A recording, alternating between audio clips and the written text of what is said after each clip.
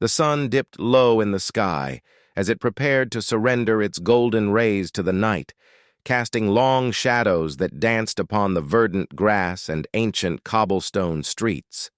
In this twilight realm, where the boundaries between fantasy and reality blurred, a story unfolded that dared to breach the taboo topic of infidelity within the confines of matrimony. In a quaint town, nestled in the heart of the countryside, two protagonists found themselves entangled in an affair that was as irresistible as it was forbidden.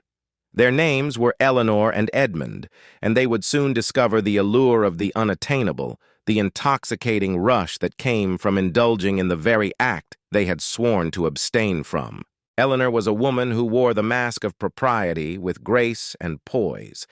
Her life was an intricately choreographed ballet, every move executed with the finesse of a seasoned performer. Beneath her demure exterior, however, simmered a desire that defied societal expectations. She yearned for the thrill of a forbidden rendezvous. Edmund, on the other hand, was as unassuming and ordinary as his wife was refined and elegant. He worked long hours at the local mill, returning home each day with calloused hands and the weary visage of one who had labored to provide for his family.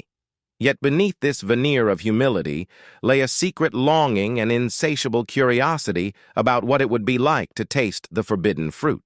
It began on a crisp autumn evening, when Eleanor found herself alone in the house after Edmund had stayed late at the mill.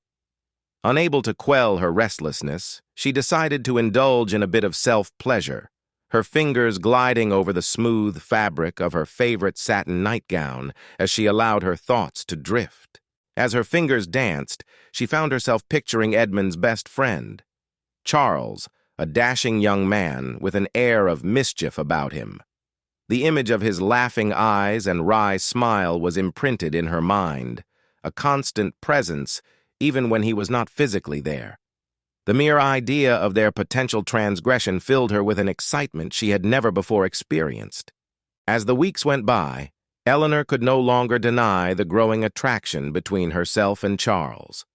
Their clandestine conversations, whispers laden with meaning that would make any listener's skin prickle with anticipation, had begun to consume her every waking moment. And so it was that one balmy night in September, she found herself standing at the edge of a cliff overlooking the moat surrounding their estate, a shiver of excitement running down her spine as Charles slipped his hand into hers. The unspoken understanding between them was palpable. They were both teetering on the precipice of an affair that could change their lives forever.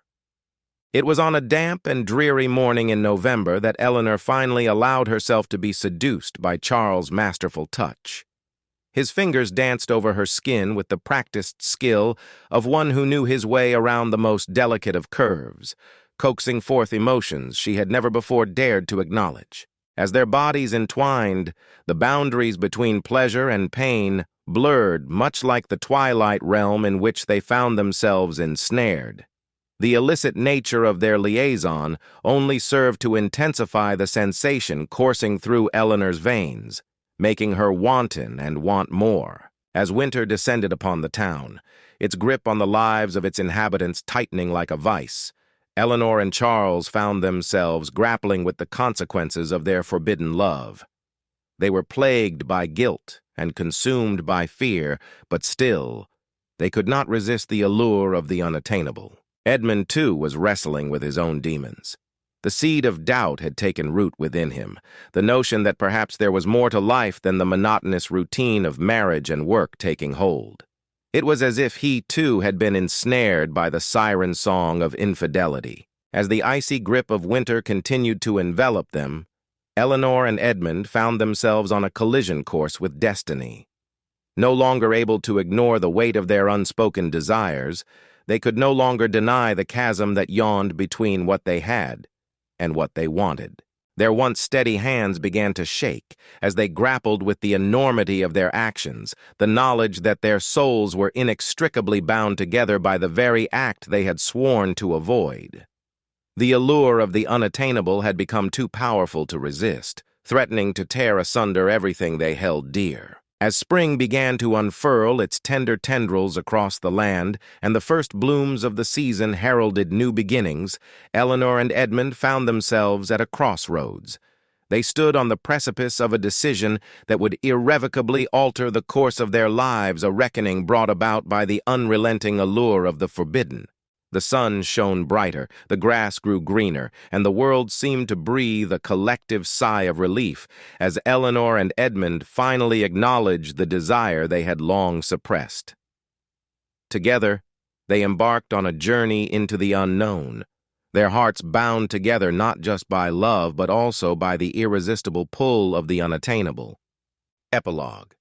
In the quiet moments, when time seems to slow to a crawl, one might catch a glimpse of Eleanor and Edmund hand in hand, their eyes locked in shared understanding as they stroll through the gardens that surround their home. The allure of the unattainable has not diminished with the passage of time. If anything, it has only grown stronger. For they know that even within the confines of matrimony, there are some things that defy reason and societal norms, desires that, when given into, can change the very fabric of one's existence. And so it was that Eleanor and Edmund discovered the allure of the unattainable, not just in their own hearts, but also in the world around them, where the boundaries between fantasy and reality are as blurred and indistinct as ever. The end.